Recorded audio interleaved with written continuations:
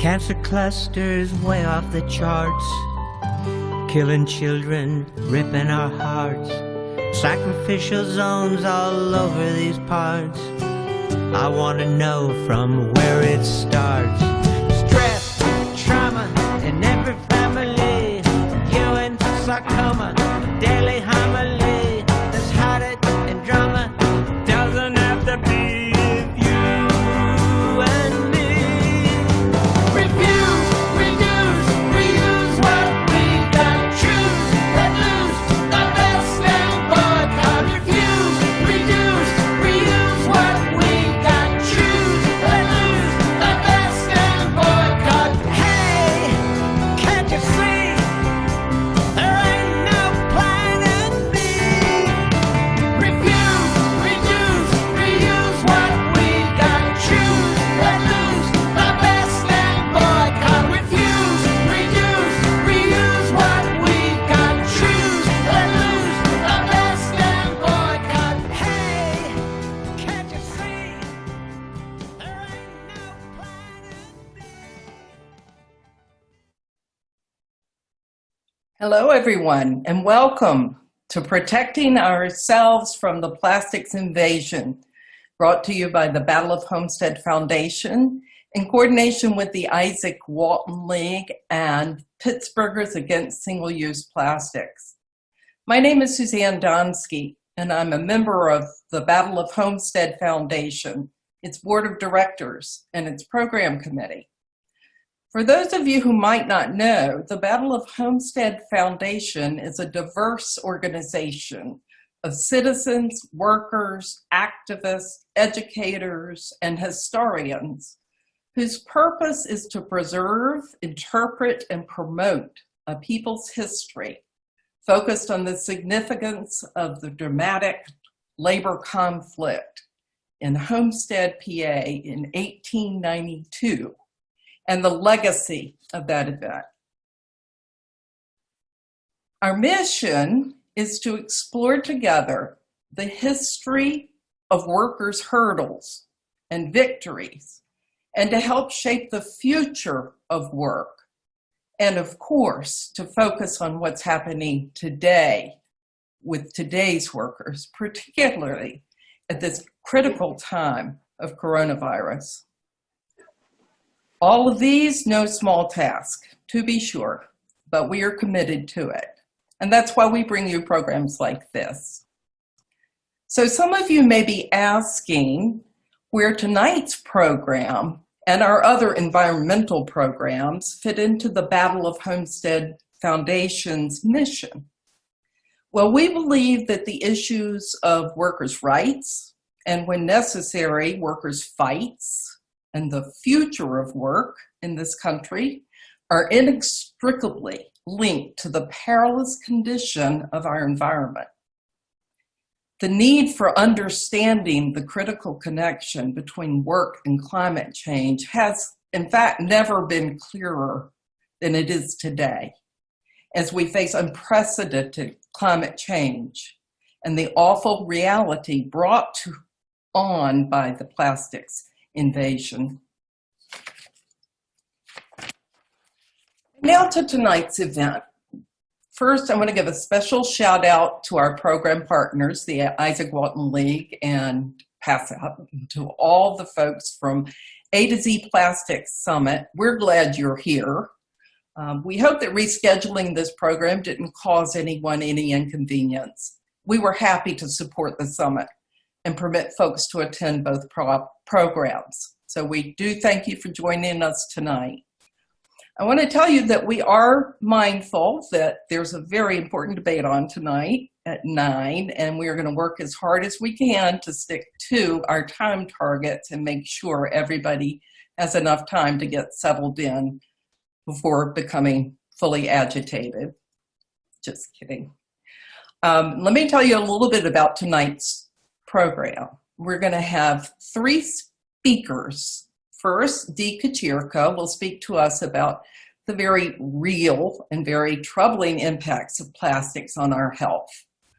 And a word to the wise, it is not pretty.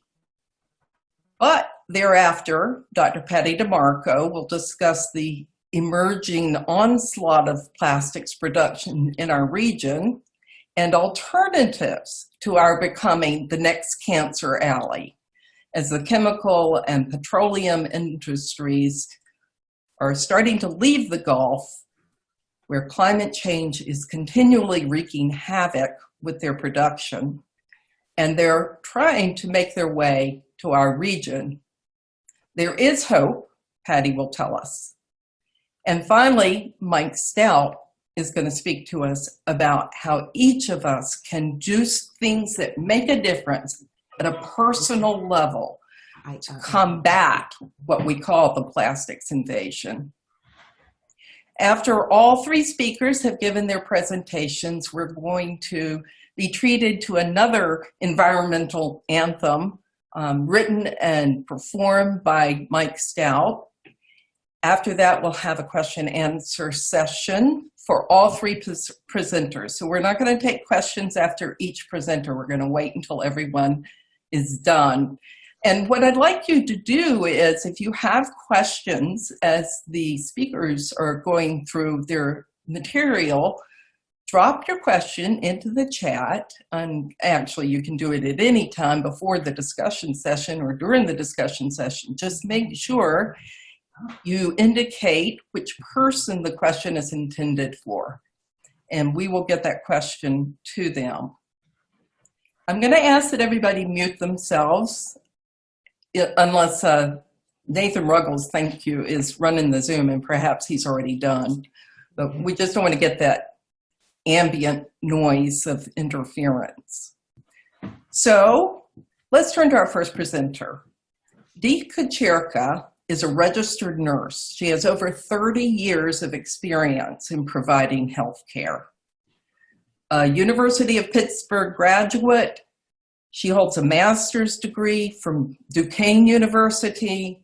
She served on the board of the Southwestern Pennsylvania Nurses Association, and she's vice president of the Allegheny County chapter of the Izaak Walton League. Dee is a dedicated environmental activist who has committed herself to educating the public about the harmful effects of plastics on our bodies. We thank her for her dedication to this issue and her willingness to share her medical-based knowledge with us. So take it away, Dee. Thanks, Suzanne.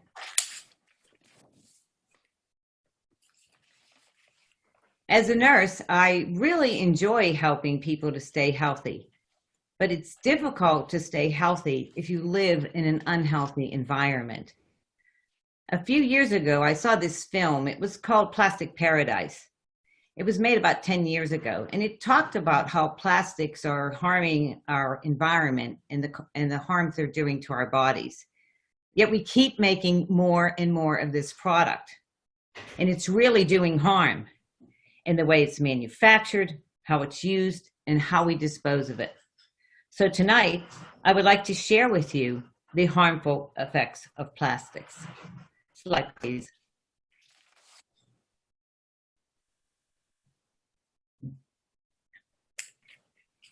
Thank you. So let's begin with how plastics are made.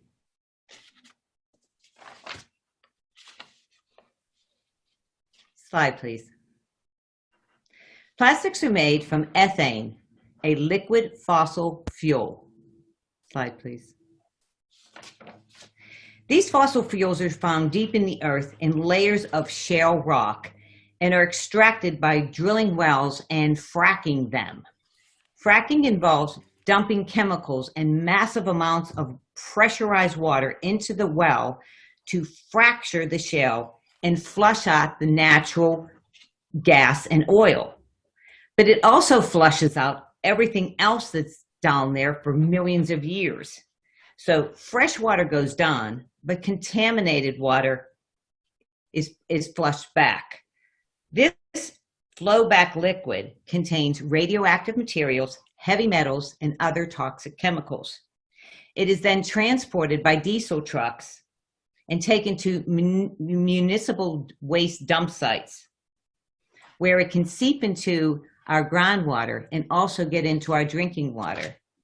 It not only contaminates our water, but it also contaminates the air. Now, the people living in these communities are suffering from respiratory problems such as asthma and emphysema. They also have increased rates of lung cancer. It's not only lung cancer, but the children have rare childhood cancers such as diabetes. Now, the petrochemical industry claims it's safe, but is it? If you look at this diagram, once these natural gas liquids are extracted, they're sent to refineries to be processed. Ethane, the liquid gas, is heated. Chemicals are added to it to make plastic pellets. So let's look at how that is done. If you take a molecule of ethane, so just pretend this is a molecule of ethane, and you heat it under extremely high temperatures, like 1800 degrees, it cracks the molecules that hold ethane together. And ethane is transformed to ethylene. Polyethylene is plastic pellets. So that cracker plant down in Beaver is making plastic pellets, which are the raw materials that we use to make plastic products. They make millions of tons of these pellets, and then we ship them to factories all over the world to form plastic products. So let's take a look at some of these plastic products. You can stop the slideshow, please.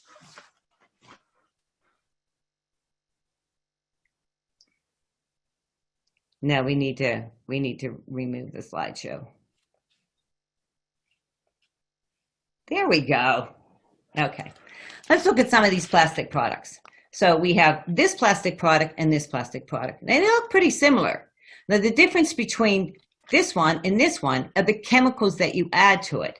We add chemicals such as BPA, which is bisphenol A, which is a hardening agent. Other chemicals that we add to plastics soften the plastics, such as phthalates. So it gives plastic its flexibility. It also makes plastics very durable. So we like making toys out of it because they're very durable. These characteristics of plastic are also what makes plastic very harmful. Because once you make these products, you can't get rid of them because plastics last forever. For instance, this spoon will sit in a landfill for 1,000 years. This little plastic bag, it lasts 100 years. So the plastics continue to build up in the landfill. And we've been doing this for decades.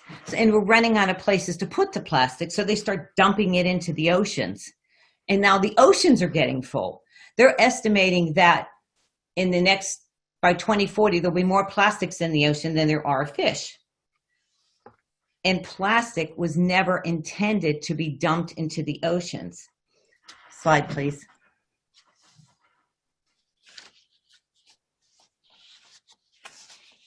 So the plastic follows the ocean currents, and it ends up washing ashore wherever those currents lead it. Now, some of the currents keep plastic swirling around, and they form like islands of plastic, one of which is called the Great Pacific Plastic Patch. And it's 3 times the size of France. In the past 10 years, 7 more of these islands of plastic have formed. It's like plastic has formed its own continent. Next slide, please. Oh. Whoop, whoop. We'll back it up just a little bit. Nope, back. There we go. Whoop, whoop. There you go. The problem with the plastics is it's entangling the animals, and it's endangering over 700 species of animals, especially sea turtles. There have been whales that have, next slide, please. The animals are also eating the plastic. Now, and they're unable to digest it obviously, and it just builds up in their stomach, which leaves no room left for the food, and the animals end up starving to death. Starvation is a very painful way to die. This is a picture of a baby albatross. Literally thousands of these babies end up this way because their mother keeps feeding them plastics. They don't understand that it's not food. We've had gray whales that washed up in California with 700 pounds of plastic in their stomach. Could you imagine if your dog just swallowed some plastic? You'd be taking them to the vet to have it removed. Well, these animals don't have that option. It just kills them. Next slides, please. Well, it's not only the animals that are eating the plastics, but we're eating the plastics too. How much plastic are we eating? Well, in 2019, the World Wildlife Federation did a study in Australia to determine how much plastic humans are consuming. And they determined that we consume about 5 grams of plastic per week, which is about the size of a credit card. So what does that look like? This past summer, this is the amount of plastic you have ingested. This is June, July, and August. So multiply this by 4 and you'll get an idea of how much plastic is in your body. Next slide, please. Now, plastics don't break down, but they do break apart, and they get tinier and tinier into what we call microplastics, which are about 5 millimeters in size, about the size of a sesame seed. Next slide. These are microplastics, and they have been found in human tissue, particularly they have crossed into the placenta into newborn babies.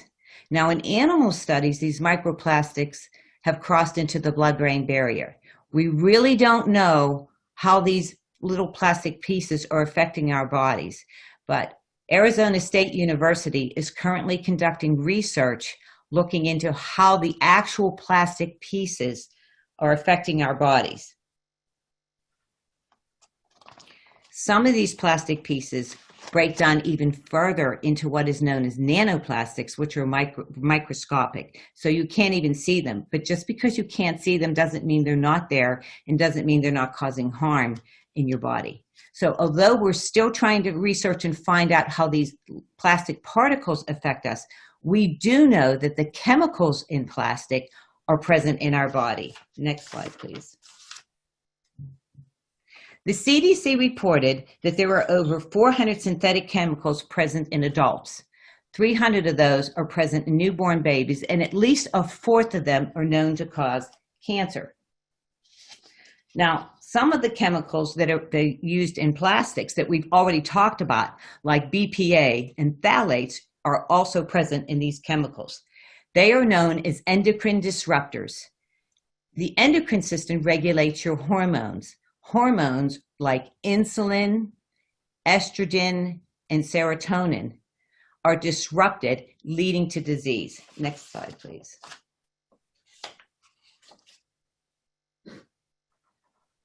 The CDC has determined that there are 93% of adults with BPA in their bloodstream. Of the 300 chemicals found, they're also found in newborn babies. Now, it depends on the amount of exposure that you have, whether you're going to see these the levels of BPA. BPA is also found like in register receipts.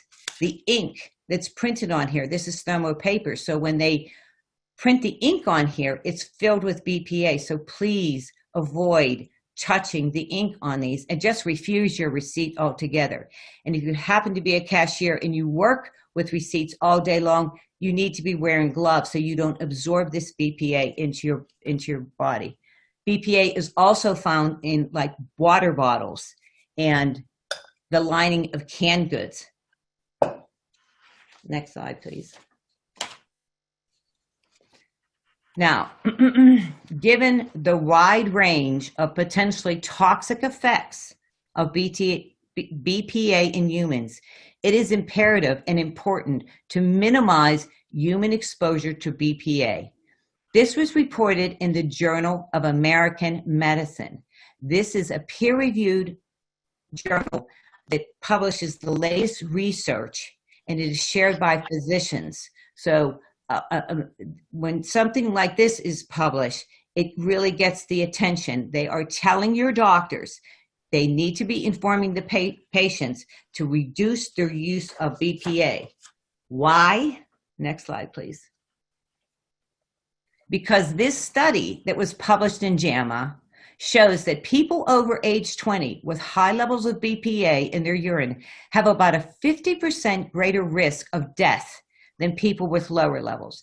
Now, we have always known that BPA can increase the risk for weight gain, diabetes, hypertension, and heart disease. But this is the first study that attributes BPA to causing death. And they looked at about 4,000 individuals over a 10-year time period. But this is the first one that indicates that BPA can actually contribute to premature death. Is this the price we're willing to pay for the convenience of plastics? Next slide. 2-minute warning. Thank you. In order to reduce your risk, you need to take personal control of your usage of plastics. 40% of the plastics that we use are single-use plastics. So those are plastics that you use one time and you throw them away, like a spoon or a water bottle or a straw. They're completely unnecessary. And if we just stop using single-use plastics, we can reduce the amount of plastic on the planet by 40%. Next slide. By taking control of plastics and reducing everyday consumption of single-use plastic, it's a small but simple step in the right direction towards reversing the damage from plastics to our personal health and to our environment. Thank you. Thank you, Dee. That was great. Very helpful information. Our next presenter is going to be Dr. Patricia Demarco. We call her Patty. Patty has spent a 30-plus year career in energy and environmental policy in both private and public sector positions. She's the author of a wonderful book called Pathways to Our Sustainable Future, A Global Perspective from Pittsburgh. Patty is a Pittsburgh native with a doctorate in biology from the University of Pittsburgh. A Rachel Carson Scholar, Patty also served as executive director of the Rachel Carson Homestead Association and director of the Rachel Carson Institute at Chatham University, where she holds an appointment as a senior scholar. She is the secretary of Phipps Conservatory and Botanical Gardens on the Board of Trustees and is on the Board of Directors for both the Battle of Homestead Foundation and the Allegheny Land Trust. And in case that's not enough, Patty is also the also the vice president of the Forest Hills Borough Council, which keeps her pretty busy too. Patty is the executive producer of a documentary film with Mark Nixon called The Power of One Voice, a 50-year perspective on the life of Rachel Carson. And she served as technical advisor for a video series with Kirsty Jansa entitled Sustainability Pioneers. Now, while the list of Patty's work and accomplishments is long and mighty, I'm not going to read all the rest of it. I want to let you hear from her, so I won't recite it all, but I just have to tell you one exciting thing, and that was Patty was just named by Penn Future as a recipient of a Woman in Conservation Award for her outstanding work, and she's going to be honored at a virtual ceremony on October 8th. Congratulations, Patty. Now, take it away. Well, thank you so much for all that gracious commentary. I am really so pleased to be able to have a chance to discuss this with you tonight, because we are really facing the existential crises of our time, eminently present with us right now in the wildfires that are consuming the West Coast, the 9th major storm that has inundated the Gulf Coast within the last 5 years. And we are seeing the evidence of global pollution manifest in places that are not even widely inhabited. And we are finding that climate change is happening right now as a consequence of human actions. The laws of nature are not negotiable, and we are going to be experiencing increasing effects unless we change our trajectory. We are on a trajectory now to get to about 4 degrees centigrade change in temperature by 2050 if we continue along this path. Our policies are not sufficient to reach us to the 2 degree to 1.5 degree level that would be consistent with maintaining life on Earth as we know it. Our laws must change in order to enable and promote a green economy so that our children have a viable future. And we are also experiencing migrations, not only nation to nation, but also within nations. So along the Gulf Coast, which is the principal location of refineries such as these in Texas, when they get wiped out so frequently, they're looking for a better place to do business that doesn't have such a high cost. And they look toward the petrochemical hub that they wish to move to the Ohio Valley. And they've argued that this is bringing us jobs. But we have to ask, are we really going to be expanding jobs, or are we really just extending the disasters that have become prevalent and endemic in Cancer Alley in places like Baton Rouge, Louisiana? We have a moral imperative that we are, and I have to do a quote from Rachel Carson, you know this, right? Underlying all the problems of introducing contamination into our world is the question of moral responsibility. Responsibility not to our own generation, but to those of the future. We really have very little time left to address these issues, and we have to begin taking the rights of nature and the laws of nature as our serious guide. Earth is a living system of which we are only one part.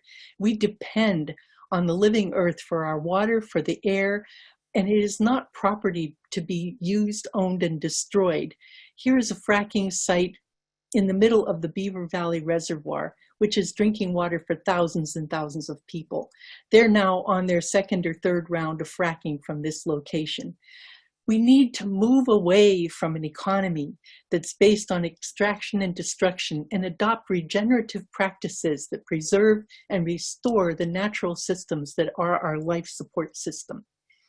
The problem that we have is that the laws protect the polluters, beginning with the National Energy Act of 2005, which removed the EPA authority to regulate fracking, exempted it from many of our standard protections in law, including the Safe Drinking Water Act, the Clean Air Act, the Superfund Act, the Occupational Safety and Health Administration provisions, the required disclosure of chemicals.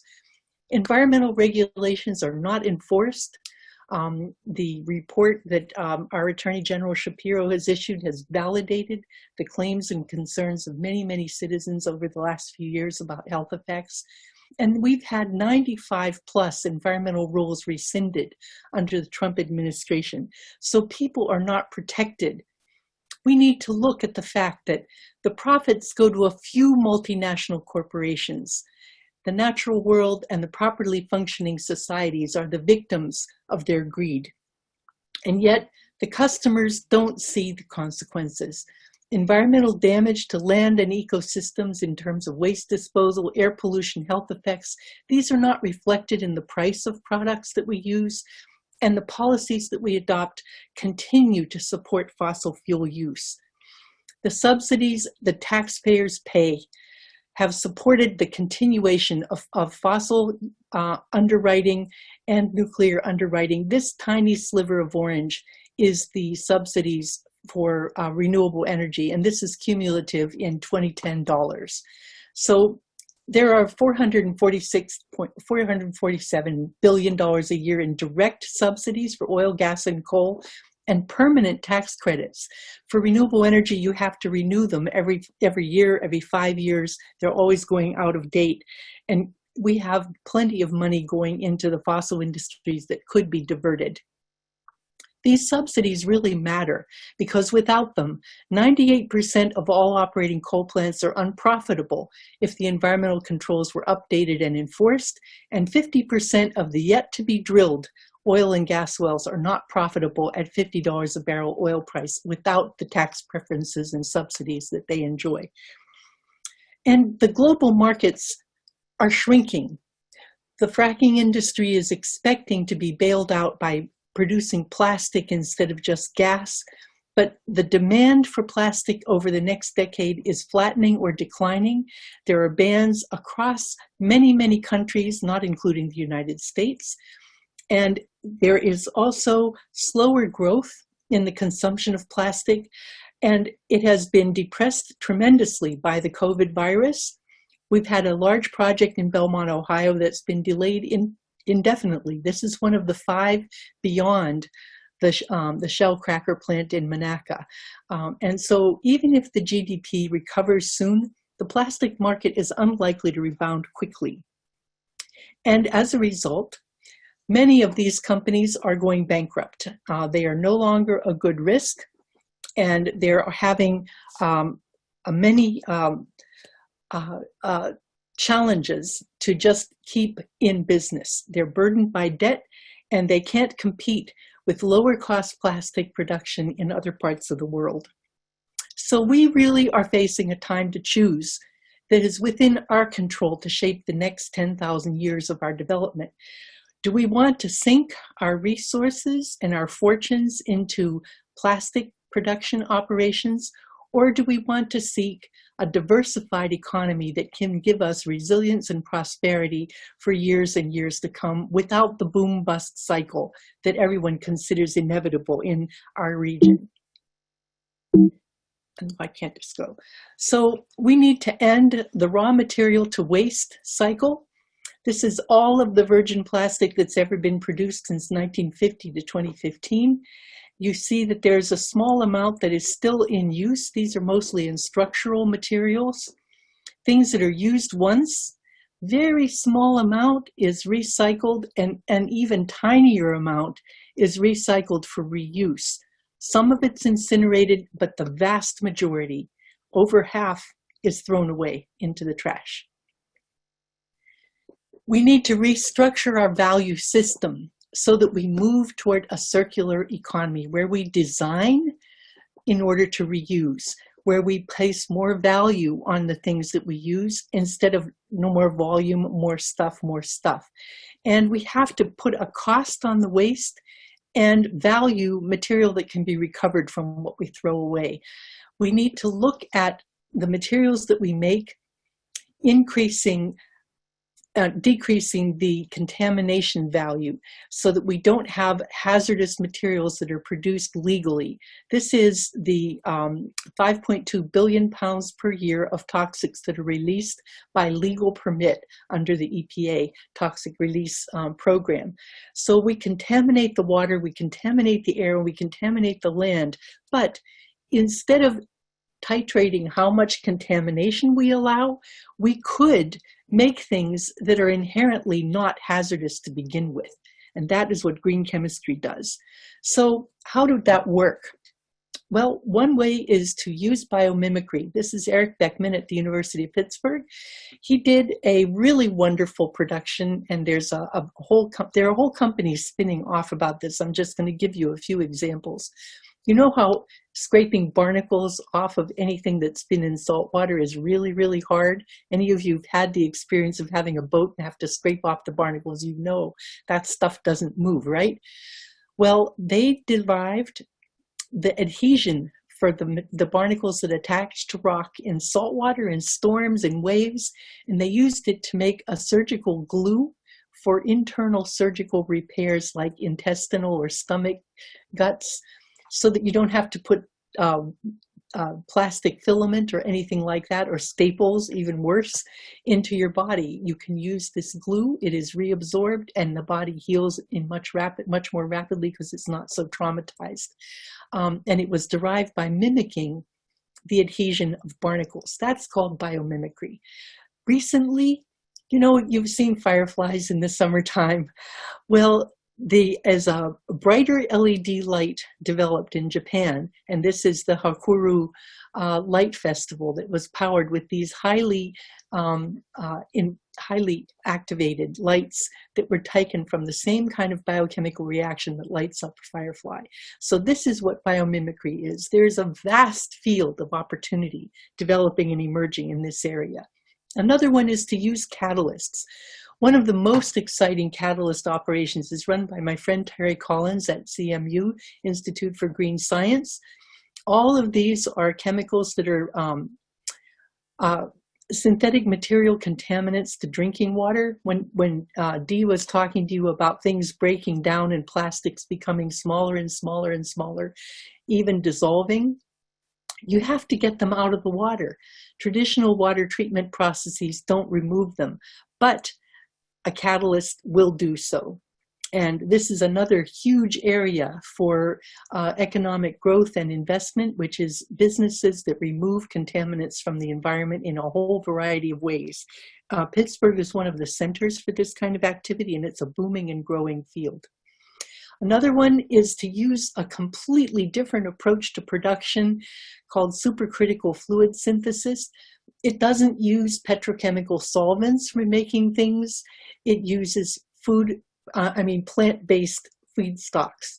So this apparatus that you see here is an assembly in the RIDC Park in Blawnox, where they are growing, where they're making hand sanitizer in large volumes from industrial hemp. This same kind of process used a oral delivery system for pharmaceutical products instead of having to use plastic IV material. This is another huge growth of, you know, pharmaceuticals and nutraceuticals from plant-based feedstocks instead of petrochemical feedstocks. A huge growth area, again centered in Pittsburgh. Another area is to use algae for the production of all kinds of beneficial products. And because algae are organic living creatures, the products that they make can be broken down by biological systems and biological enzymes, unlike synthetic plastics, which are inert to that. If you get polystyrene into the environment, or polyethylene, or all these various kinds of plastic productions, the enzymes of natural systems are not designed to break them down, and so they accumulate. These kinds of things that are green by design have a lot of emerging innovations that are going to allow us to expand our things that we need and materials that we want to use without adding to the biochemical burden on our living systems. 2 minutes left. Thank you. We have a precaution in protecting our living systems and using the ethic of long-term use versus throwaway. We have things that we use for 12 minutes in a useful life that takes years and years to break down, 450 years for a disposable diaper, 400 years for plastic beverage holders. The convenience of these things that we use to throw away is costing us a cultural generation of, a cost of generations of contamination that goes on for our children and their children and their children. We need to test for the health effects of things before they are approved for production. The burden of proof should be on the manufacturer, not on the consumer to bring suit and hope that a court rewards them after they're already sick. You have to require an independent analysis for safety before you market things into mass production. This is commonly done in Europe, but it isn't done here at all. We need to protect our workers, and we need to test breakdown products as well so that we don't produce things that are contaminating our world and contaminating our bodies and ruining the future of our children. I wish to leave you with a renewed sense of wonder. We have to connect to the natural world. There are answers in mimicking the systems of nature, in abiding by the laws of nature, and taking the courage to defend and protect the living earth, which is our only home. I think if we do that, we will find that we will have a prosperity that will be based on abundance, the way nature is abundant. If you leave an asphalt field for even 5 years, you'll find that the plants have broken it up and come up through the cracks. And in about 10 years, you have a meadow. And I think we need to be confident that if we can align our future with the laws of nature, we will have a prosperous and a beneficial future. I thank you so much for your attention. Thank you, Patty. That was really amazing and a lot of information. My slides will be available if people would like to have them. I'll put them on Battle of Homestead's site and also on my website. So wonderful. All the data is cited and you can find the details there. Excellent. That's actually a question that someone was raising. So thank you. And now we're going to turn to our third presenter, Mike Stout. Mike has spent the last half a century as a committed anti-war union community organizer. He served as the last grievance chair for Local 1397 of the U.S. Steel Homestead Works. No small feat. He's president of the Allegheny County chapter of the Izaak Walton League, which is the oldest environmental conservation organization in the United States. Mike has also written and recorded, if you can believe it, 18 albums, which is quite a lot, and written more than 150 songs. He uses his music, as I'm sure many of you know, to raise the consciousness about various social justice issues. And certainly the song that we heard earlier at the opening is an example of that. Mike has a new book too. It's called Homestead Steel Mill, The Final 10 Years. It is an invaluable inside look at the union democracy movement and what happened at the Homestead Mill. So Mike's going to talk to us now about how to help stem the plastics invasion at a personal level. Mike? Thank you, Suzanne, and thank you everybody for being here amongst all the stuff going on. I'd just like to start out before I talk about what to do about the problem. I want to impress upon people just how serious this is and just what a tsunami is we're facing here in this area in particular and in the country and the world in general. They are getting ready to bring online a new shell facility up in Beaver County that Dee and Patty referenced. I want everybody here to know that that shell facility just north, about a half hour north of Pittsburgh, is going to produce 80 trillion nurdles each year. Can you show a slide, Nathan, of the nurdles? There's what a nurdle looks like. Dee showed you before. I want to show you again. 80 trillion tons in this area are going to be produced annually just by this one plant.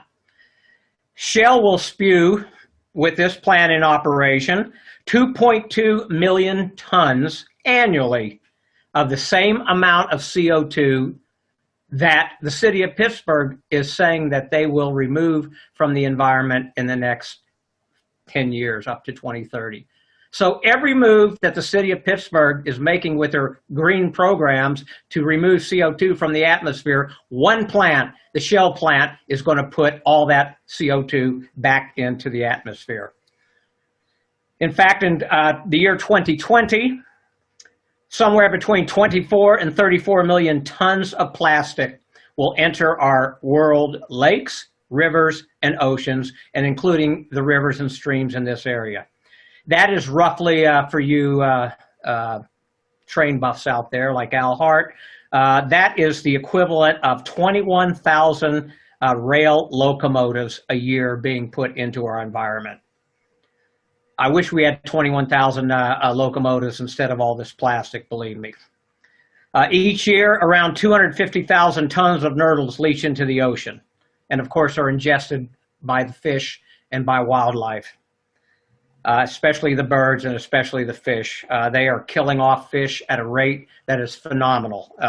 And people need to understand too that roughly half of all the plastic that has been thrown away and put in landfills and has leached into our waterways and our oceans has just come in the last 10 to 15 years. So it's accelerating at a pace that is on a collision course with human life on this planet.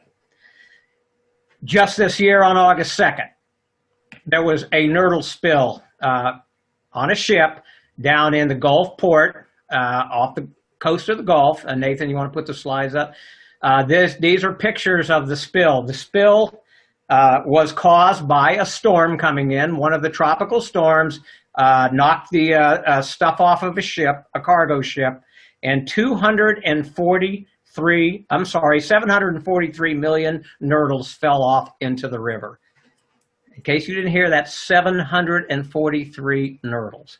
Now, some of it they can clean up, they figure, but they didn't even start the cleanup till 3 weeks later, and environmental groups forced them to do it. They weren't even going to clean it up.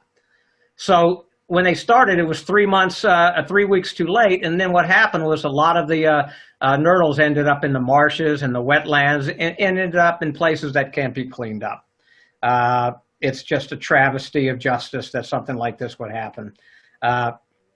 In 2018, lo and behold, a truck was going down I-80 in Pittsburgh, crashed, and literally tens of thousands of nurdles ended up in streams and waterways right here in Pennsylvania.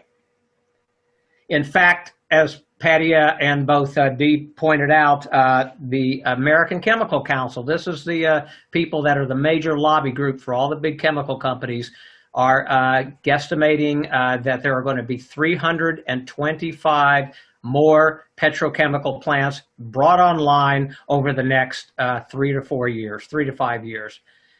Not only do we have the Shell plant in this area, but a whistleblower leaked in the Post-Gazette 2 Sundays ago that ExxonMobil has been negotiating with county officials down in Greene County to put a new petrochemical plant in at an abandoned coal mine, and also in Allentown in Washington County, where I guess the Wheeling Pit Steel Mill used to exist. They're talking behind closed doors and behind the ears of the public for 2 more facilities. So in fact, if you haven't got that, we would then have we would be surrounded by 3 petrochemical plants, all spewing roughly 2.2 million tons annually, trillion tons of nurdles, and all the pollution that comes with that. They only see this when this story broke and the American Chemistry Council was confronted. They basically said, we've already received the permits, and they're in the works right now to get this thing moving. And again, it's all going behind closed doors. We are facing, people, a tsunami. This is not just a pollution problem. This is a major catastrophe that awaits our children and their children.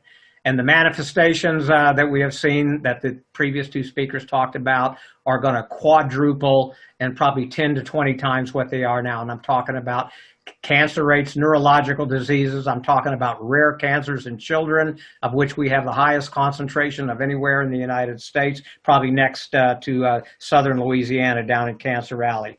What they want to do is they want to turn this into a new Cancer Alley, and that's what they're going to do until we stop them. So what can be done about it? Dee demonstrated real clearly that plastics kill us.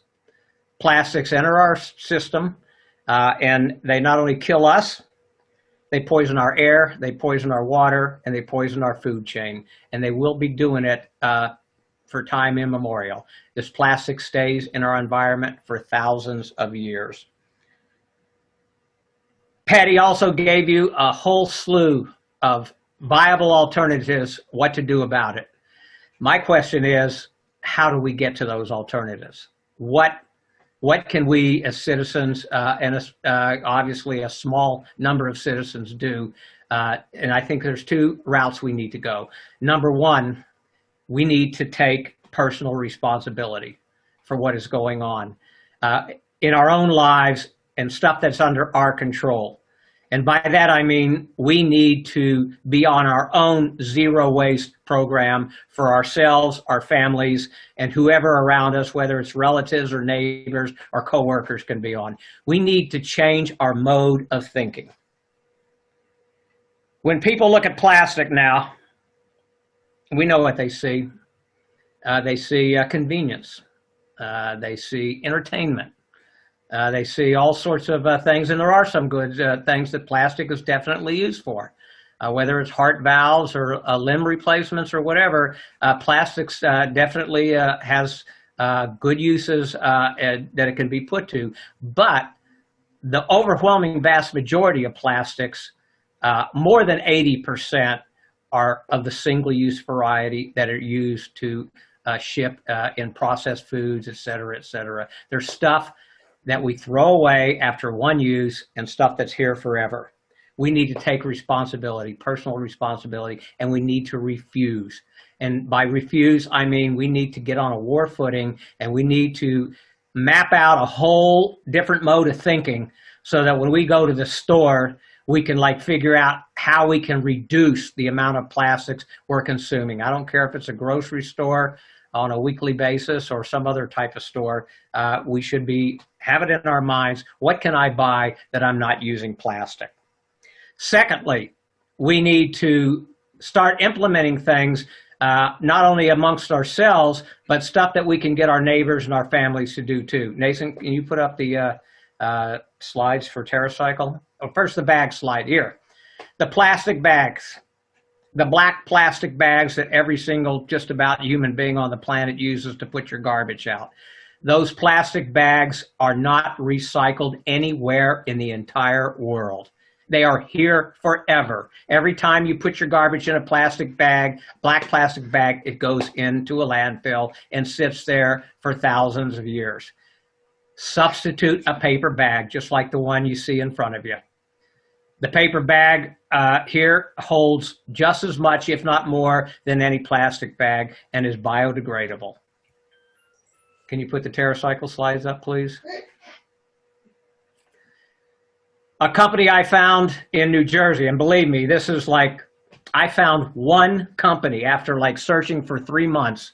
I found one company in the entire United States that does zero waste management and recycling, and they're called TerraCycle. TerraCycle, what they do is they have contracts. They entered into contracts with various corporations that are feeling guilty, that are getting pressure to do something about their product. And so one of the, for instance, you look at the boxes here in front of you, hotel amenities. There's one for shopping bags. There's one for pen and pencils. There's one for bottle caps. Nobody I found in the United States outside of this company recycles bottle caps. They also have a bin where they call it zero waste, a bigger bin where you can actually put different kinds of plastic and they sort it. Now the problem with this process is because it is so it's not cost effective if you just do it by yourself. Unless you're really, really filthy rich. If you do it by yourself, these things in front of you, each one of these boxes costs $40. And that covers everything that's recycled in there and also the shipping back to the company, which, by the way, is outside Trenton, New Jersey. So what I did is I instituted a policy inside the Izaak Walton League.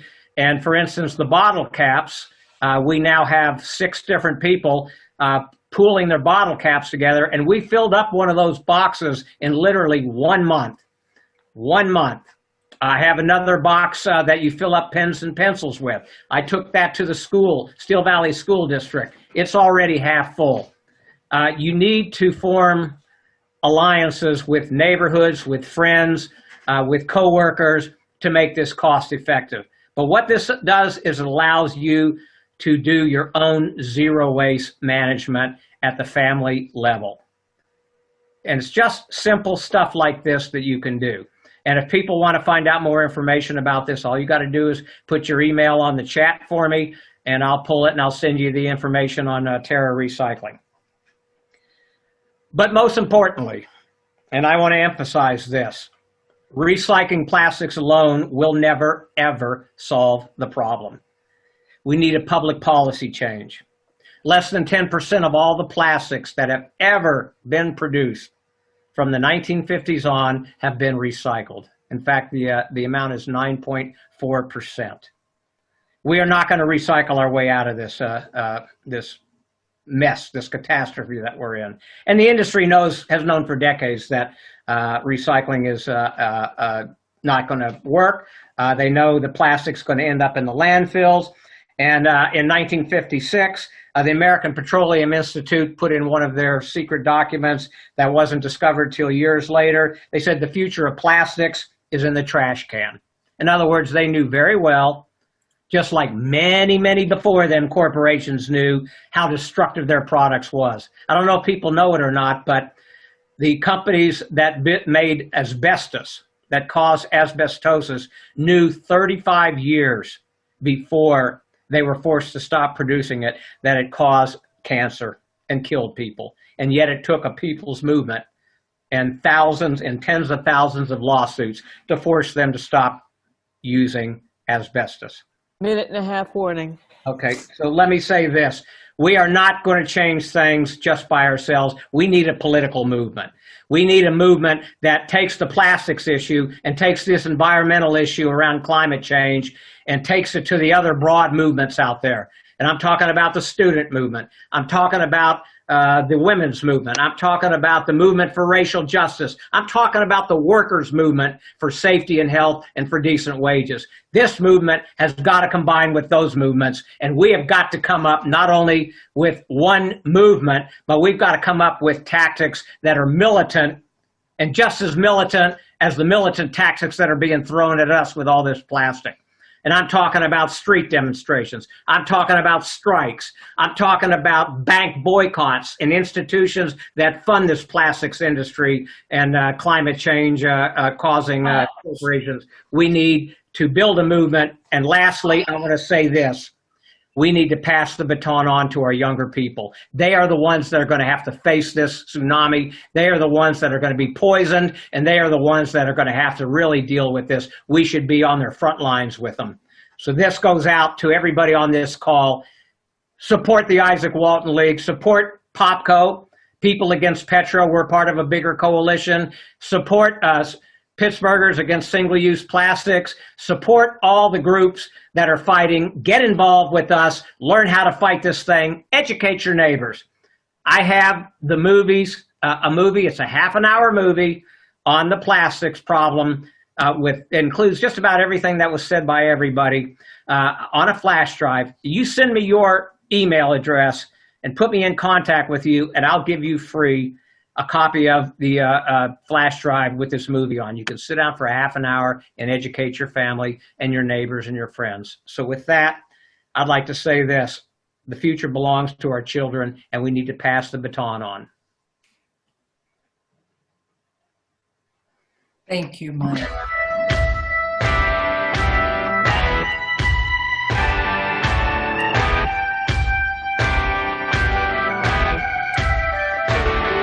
They knew in the 1980s chaos, catastrophe was on the way. Temperatures hotter than Hades. The moment was coming that's here today. Our children's children and babies, their world's been stolen and laid to waste. Future generations are gonna say to me, did you stand up and show your face? Ready is right, let's unite. Extinction Rebellion is who I like.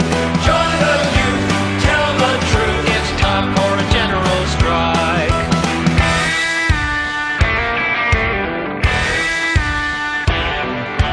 CO2, methane, and plastics. Ecosystems on the verge of collapse. Cancer levels so drastic.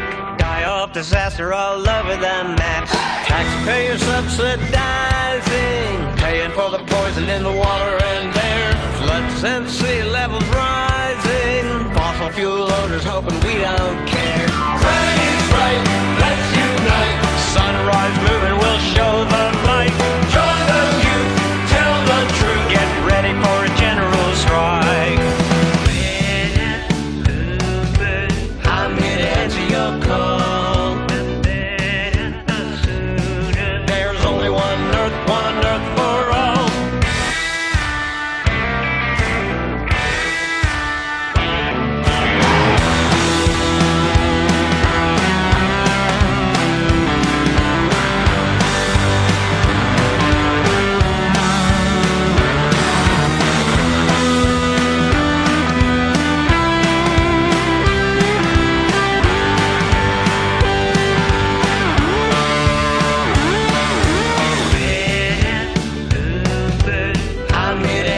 of coal.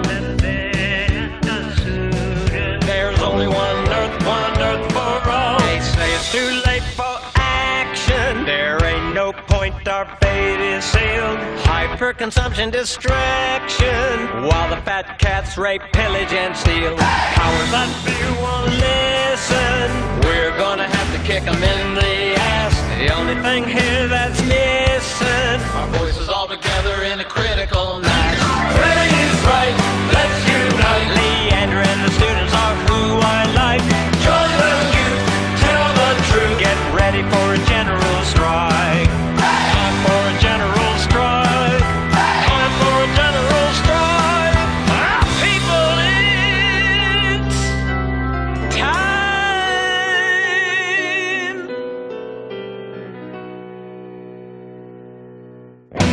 Gotta get ready, gotta get right. Gotta get ready for a general strike. Gotta get ready, gotta get right. Gotta get ready for a general strike. Gotta get ready, gotta get right.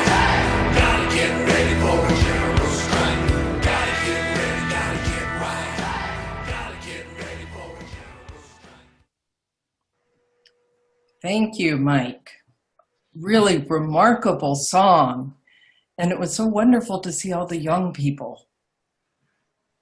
Just so many fresh faces. What we'd like to do now is move to a portion of the program for discussion. And there have been some questions that have come in.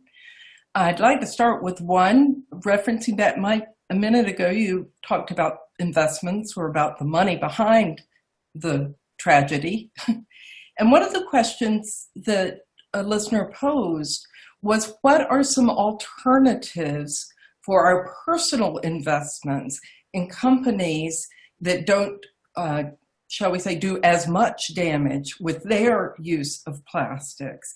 And I realize that's a hugely large question. So let me narrow a bit to ask if any of the three of you knows a source. Is there in existence, for example, a list by any of the environmental organizations where we could check and see how to invest our money better, how to move money from certain types of corporations to other types of corporations? Well, let me just start out and say this, Suzanne, is we need to move our money away from companies and corporations and banks that are funding this tsunami. And if that means setting up a public bank, then we need to set up a public bank. There's movements in Pennsylvania, in California, and probably 5 or 6 other states to establish public banks. If the private banks aren't going to do what we need to do, then we need to take our money. And when I say our money, I don't just mean our individual money. I mean pension money. I mean savings and IRAs, et cetera, and put them into banks that support our programs and programs like Patty Demarco talked about. And I want to say this, let me just add this, Suzanne.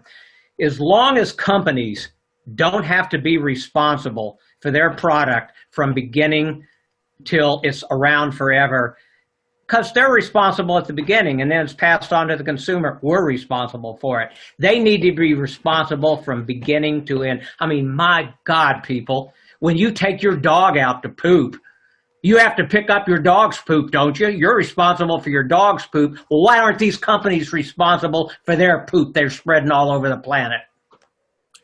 Okay, thank you. Patty, did you want to respond, or Dee? I did put it in the chat. I think there are investment firms that specialize in green investments. You should ask the people who manage your own money or your bank what their investment portfolio looks like, and ask them to divest of fossil fuels. I had this battle with my investment people a couple of years ago, and they were kind of horrified. Well, the mutual funds, well, we can't do that. But you can do a lot of directing of where it goes, and it does move. And Phipps deliberately divested from all fossil industries when they did the Living Building Challenge. And they tracked how their portfolio would have done if they had left it and how it did when they moved. They're actually doing better. So, you know, when you say to people like Pitt, my alma mater, you need to divest from fossil fuels, it isn't that they're going to lose money. It's just that they're going to not be killing the planet with their investments. Good answer. Thank you. Another question that's come up, it's a discussion about plastic bags. Mike referenced the black plastic bags as being particularly terrible because of no place to reuse or recycle them. Someone asked, how about the white plastic bags, the kitchen bags? Is there a difference in those two types of products? And then sort of as a subset of that, there are on the market, such as at Whole Foods, plastic bags that have some non-plastic material in them, partially plant-based material. How do these rate? You want to jump on that, Patty?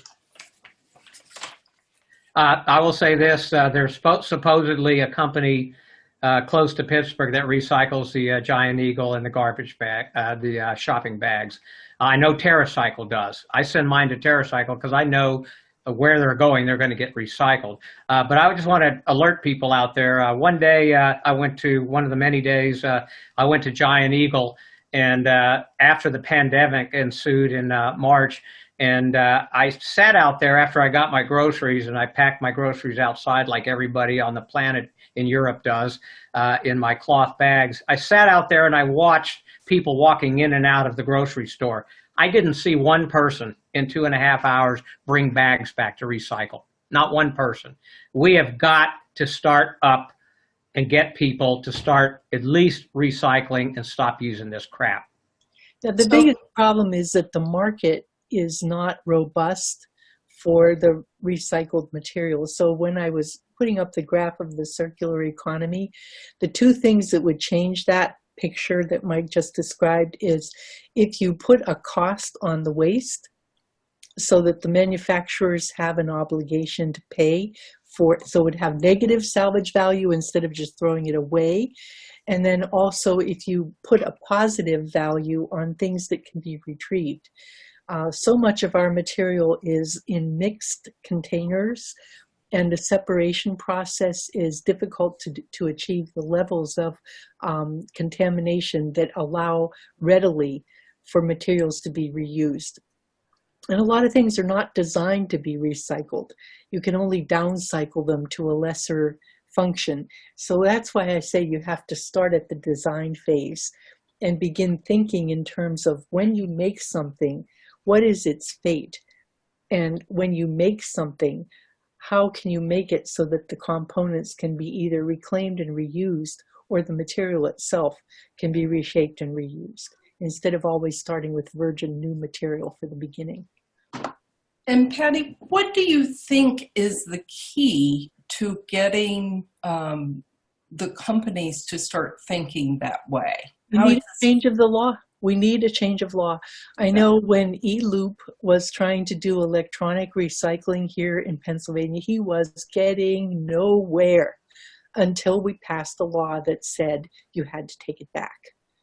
And when you look at the material that goes into landfills with electronic materials that are thrown out, precious metals, all kinds of things that can be retrieved, you know, except we don't bother because it's cheaper to mine it and get new than it is to retrieve. Well, that has to change. And it's a value proposition. And the people who write the rules have no interest in paying for their garbage. And it's just like I said, the profits go to the corporations and the taxpayers get the costs. Whether they're social costs or whether they're actual costs, the taxpayers, the citizens, are the ones who end up paying. And take it back, guys. Well, just as a follow-up to the question about those Giant Eagle bags, someone is asking what happens to them? They go to landfills. They go to landfills. I mean, people, somebody I saw in the chat said most stuff isn't getting recycled at all. You're exactly right. 32% of plastic ends up as litter, as garbage. 40% ends up in landfills. 14% gets incinerated. 12% gets downcycled, becoming something worse than plastics, what it originally was. 2% of all the plastic out there is effectively recycled. we have got to change that formula. And I just want to keep emphasizing, we're not going to change anything under this dictatorial, authoritarian regime and setup we're facing, this corporate dictatorship in the United States, without a mass movement, without all these different organizations, Reimagine Appalachia, POPCO, Single Payer, Pittsburghers Against Single-Use Plastic. All these different organizations have got to come together into a political movement. We got to fight them on the streets, we got to fight them in the political arena, and we got to fight them in the judicial system. And you have to learn how to play the piano. If you do one and don't do the other two, you ain't going to have a very good sound. I think one of the things to remember is that the technology is not the problem. There are technologies for doing this. In places like Germany, they've been doing circular economy for a long, long time and doing it very well. We have to have the moral will to do better and to not put our garbage into the biosphere so that it becomes a burden to the other living things that we share the earth with. It is not a technology problem, it's an ethics problem. And that we can fix. We have a question about disposal of plastics by burning as one option, and wondering what movement is happening there to educate people about not burning plastic and discouraging that. Okay, when you burn plastic, if it comes from a fossil material, it's just like burning a fossil fuel. You end up with the same kind of greenhouse gases, but you also end up with some highly noxious and toxic materials in the combustion products. One of the things that they're finding from the smoke burden from the wildfires in California is that there's a lot of material in the smoke that's coming from burning things like furniture and things that are in houses that are plastic. And as they're going up in smoke, things like dioxins and hydrocarbons are becoming part of the atmospheric plume. So pyrolysis under highly controlled anoxic conditions, very high temperatures, you can burn plastic to nothing, but you still get the combustion products of carbon dioxide, which is a greenhouse gas. So it's not a good solution. And it does have very rarely complete combustion. So you get these breakdown products of volatile organic compounds, many of which are highly toxic. Any questions from anybody after that?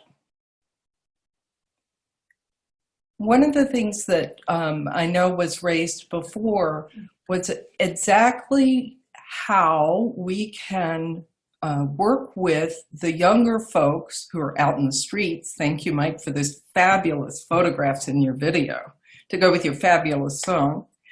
But what are we doing with respect to the schools, if anything, to start a formal piece of the education? Do any of you know about the status of that? Yeah, we formed a partnership, we meaning the Izaak Walton League, Allegheny County chapter, with the Steel Valley School District. We were in the middle of a hot and heavy, getting ready to launch an educational program with our videos and our movies, and also we were doing joint recycling with them, like around pens, for instance, and pencils, et cetera, and then lo and behold, the pandemic hit. So the schools are in a little bit of chaos right now. Steel Valley, for instance, has staggered the days it's going to school. And the good thing, though, the good news is the committee we formed, which includes teachers, includes students, includes a member of the Steel Valley High School administration, as well as people that work for the school. We have a committee together, and we're going to reconvene here within the next month and figure out how we can get this back on track under the new conditions. We've got to go to them. The students is where at school where we've got to reach the students, and I think there needs to be a concerted effort by the nonprofit community, by the anti-plastics movement, to devise a plan to take into the schools. We have a gazillion contacts here in Pittsburgh with different teachers at different schools. There's no reason why we can't use those contacts and get our program inside those schools. Education, education, education, agitation, agitation mobilizes people. legislation as well. So there's a part for everybody to play, it seems. And that can be in our own houses, and it can be in the halls of Congress, and it can be in the local schools. So what I'd like to just close with is this. We know that this is not a dress rehearsal. This is it.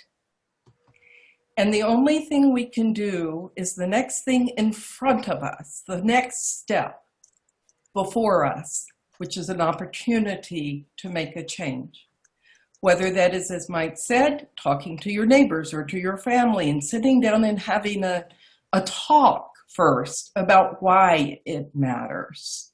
You know, Mike shared with me, and I hope you don't mind, Mike, that I'm going to say this, but he shared with me how he had that talk. He and his wife had that talk with their family, that we're not giving kids plastic toys anymore. Don't count on us for that. And what that told me is we can all do something.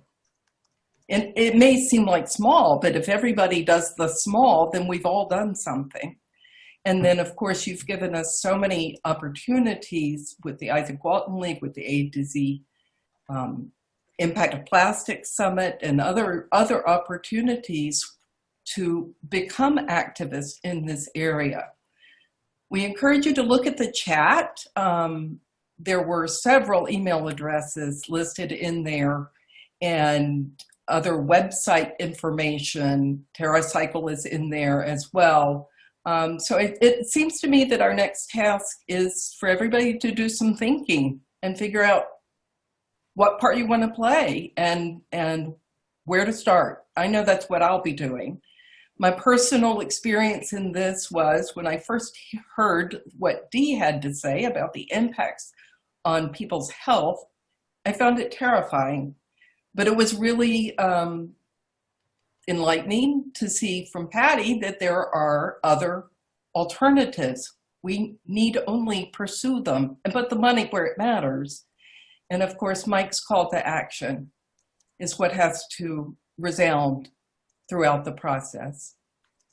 If you like this program, and if you're interested in finding out more about the Battle of Homestead, we urge you to go to our website, battleofhomestead.org. We have monthly programs, now digital. Our last one for our program season is actually coming up on October 14th, and it features the one and only Mike Stout. This is simply a scheduling coincidence, but Mike has written a wonderful book, The Homestead Mill Final 10 Years, and he's going to give a book talk, interview format, and as well, that will be interspersed with more of his music. And we see from the chat that people have really enjoyed your music, Mike, so thank you for that. Do look him up on YouTube as well. Incredibly prolific. He must never sleep. So we really would love to have you join us on October 14th. If you'd like to register first, that would be helpful through the Eventbrite link that is on our website. I shouldn't say that would be helpful. That is required in order to get into the program, after which, like this program, we'll give you a Zoom link. I just want to mention real briefly, and I'm going to let you go, a little bit of other programming that the Battle of Homestead Foundation is engaged in. Even though the monthly programs will take a hiatus after October, we have a podcast, a brand spanking new, wonderful podcast called Essential Work. And if you'll find a link to it on the Battle of Homestead Foundation's website, but you'll also find us on Spotify and Apple Podcasts. Give it a listen. What we're looking at, again, are issues related to where people are in the perspective of work. What the name of the podcast is Essential Work. We didn't do that as essential worker, like the healthcare workers on the front line of COVID. We think everybody is an essential worker, no matter what type of work you're performing. So please do check out the podcast. It's fantastic. And then as well, the last little mention I want to give, shout out, Charlie McAllister is doing once a week, Monday marker program. It's a series of videos. They're very short. They're under 15 minutes, featuring one of the historical markers. And Charlie was responsible for putting several of those up.